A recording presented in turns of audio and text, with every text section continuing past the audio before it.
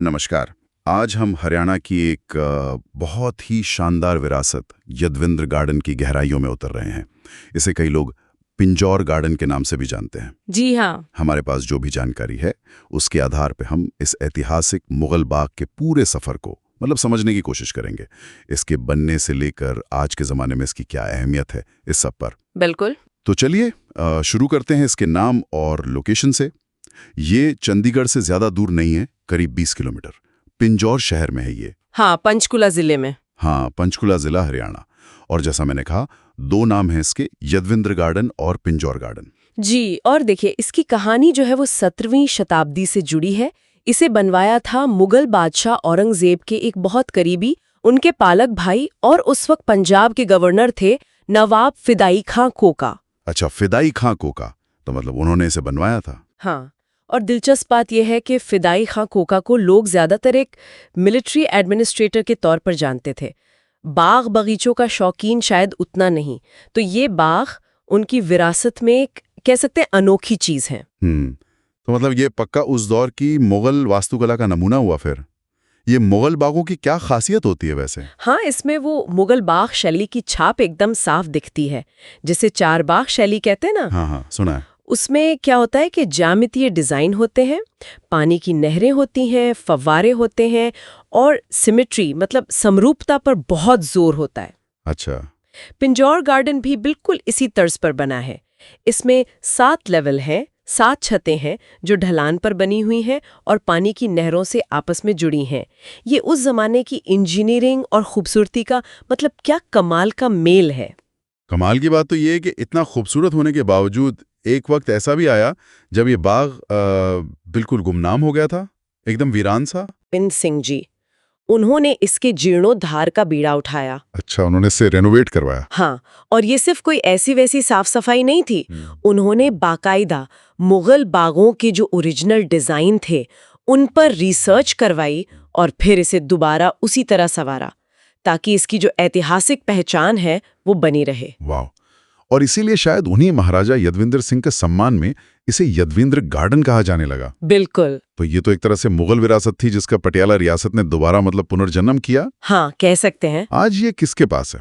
कौन देखभाल करता है इसकी? आज इसकी देखरेख हरियाणा टूरिज्म डेवलपमेंट कॉरपोरेशन करता है, हरियाणा पर्यटन विकास निगम। अच्छा। और कमाल की बात सुनिए, इसमें एंट्री के लिए सिर्फ 25 रुपए का टिकट है। बस 25 रुपए? हाँ जी, सोचिए, एक शाही बाग और आम लोगों के लिए इतना सस्ता।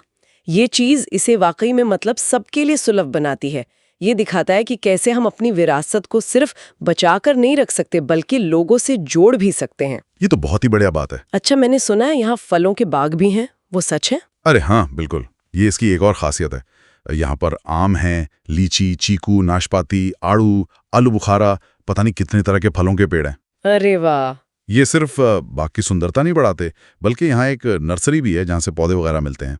और एक मज़ेदार बात यह है कि बाग में जो ताज़े फल लगते हैं ना, वो मौसम के हिसाब से वहीं पर बहुत ही सस्ते दामों पर सीधे लोगों को बेचे जाते हैं। अच्छा, सीधा बाग से खरीद लो। हाँ, बिल्कुल। फार्म टू टेबल वाला हिसाब है। वाह, सिर्फ इतिहास और हरियाली डिगनी, ताज़े फलों का मज़ा भी उठाया जा सकता है। हाँ, और यहाँ कोई प्रोग्राम वगैरह भी होते? हाँ, ये बाग सिर्फ दिन में ही गुलजार नहीं रहता, रात में भी यहाँ रौनक रहती है। शाम को यहाँ रंगीन लाइट और साउंड शो होता है। Light and sound? अच्छा जी, जो शायद बाग के इतिहास या संस्कृति से जुड़ी कोई कहानी दिखाता होगा, वो इसे और भी ज्यादा आकर्षक बना देता है। और इसके अलावा ये कल्चरल एक्टिविटीज का भी सेंटर है। हर साल जुलाई में यहाँ मैंगो फेस्टिवल लगता है। Mango festival? हाँ। आम का मेला? हाँ, जिसमें आम की ढेरों किस्में और उनसे बनी चीजें होती हैं। और दिसंबर में होता है पिंजौर हेरिटेज फेस्टिवल। उसमें आपको कला, संस्कृति, इतिहास सबका एक संगम देखने को मिलता है। क्या बात है। यानी ये बाग सिर्फ घूमने फिरने की जगह नहीं है, ये तो पूरा एक अनुभव है। बिल्कुल। और मैंने सुना है कि अब ये शादियों के लिए भी एक खास जगह बन गया है। जी हाँ, ये बिल्कुल नई बात है। हरियाणा पर्यटन निगम ने इसे हाल ही में एक हेरिटेज वेडिंग वेन्यू के तौर पर प्रमोट करना शुरू किया है। Heritage wedding venue? सोचिए जरा, ऐतिहासिक मुगल आर्किटेक्चर के बैकग्राउंड में शादी का फंक्शन। हाँ, ये तो बहुत खास होगा। ये कदम दिखाता है कि कैसे हम अपनी पुरानी धरोहरों को आज की जरूरतों के साथ जोड़कर उन्हें मतलब जिंदा रख सकते हैं, और इससे टूरिज्म को भी तो बढ़ावा मिलता है। सही बात है। तो संक्षेप में कहें तो यदविंद्र गार्डन सिर्फ एक बाग नहीं है, ये 17वीं सदी की मुगल इंजीनियरिंग है, एक महाराजा की दूरदर्शिता से हुआ उसका पुनरुद्धार है, सही, प्रकृति का खजाना है, फलों के बाग हैं, सांस्कृतिक उत्सवों का मंच है और अब एक अनोखा वेडिंग डेस्टिनेशन भी है। बिल्कुल सही कहा आपने। इसका पूरा सफर देखिए ना, एक शाही बाग से लेके एक उपेक्षित जगह, फिर एक पब्लिक पार्क, फिर कल्चरल सेंटर और अब एक इवेंट वेन्यू। ये हमें सोचने पे मजबूर करता है।